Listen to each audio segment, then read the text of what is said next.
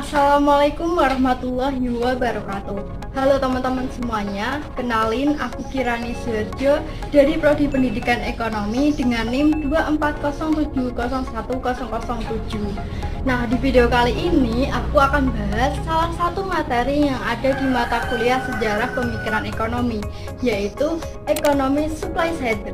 Seperti kita lihat di era sekarang, tengah pemulihan pasca pandemi, tantangan seperti inflasi, daya beli melemah, serta tekanan terhadap dunia usaha membuat pemerintahan di berbagai negara berpikir keras. Langkah apa sih yang harus diambil?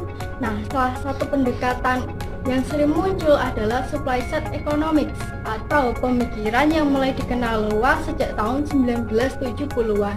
Ini sebagai reaksi terhadap stagflasi yang ada di Amerika Serikat serta tingginya inflasi dan pengangguran yang tidak bisa diatasi oleh teori Keynesian maupun monetaris.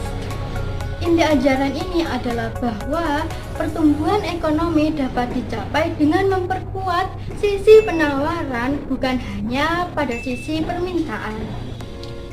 Nah, tokoh penting dalam aliran ini teman-teman yaitu Arthur Lever dengan konsep kurva Lever sebagai gagasan bahwa pajak yang terlalu tinggi justru bisa menurunkan penerimaan negara.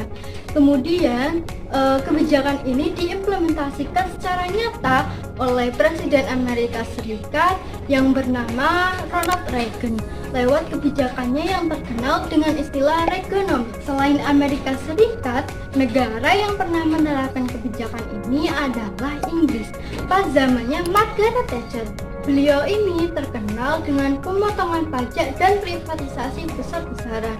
Kalau diibaratkan teman-teman, perusahaan negara itu kayak rambut panjang terus dipotong jadi cepak biar efisien. Kira-kira gitulah logikanya. Tapi ingat ya teman-teman, supply side economics ini tidak kayak Indomie, jadi tidak semua rasa itu cocok di semua lidah. Lalu, apa aja sih kebijakan yang ada di pemikiran ekonomi supply side? Pertama, pemotongan pajak. Pajak yang rendah memberikan motivasi kepada pengusaha untuk berinvestasi dan memperluas usahanya. Kedua, deregulasi.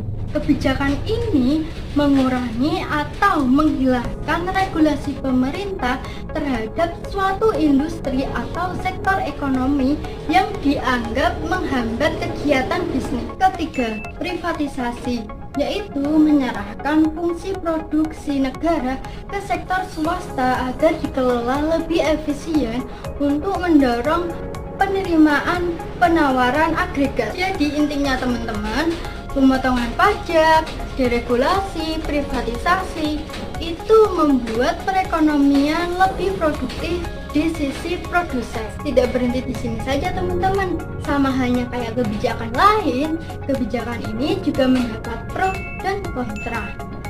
Kebijakan ini mendapat kritik karena meningkatkan ketimpangan pendapatan, menimbulkan defisit anggaran, tidak selalu berdampak pada masyarakat berpenghasilan rendah. Meski begitu, ternyata supply side economics masih punya tempat loh di era sekarang, apalagi buat bantu pemulihan ekonomi dan mendorong inovasi digital seperti pembangunan infrastruktur dan ibu kota Nusantara yang mendorong sisi penawaran lewat infrastruktur. Undang-Undang Cipta Kerja dan OSS atau Online Single Submission yang menyederhanakan perizinan. Ada pemberian tax holiday atau pembebasan pajak maupun pengurangan pajak penghasilan bagi perusahaan yang berinvestasi di sektor-sektor prioritas. Hal itu semua tetap dikombinasikan dengan kebijakan yang mikirin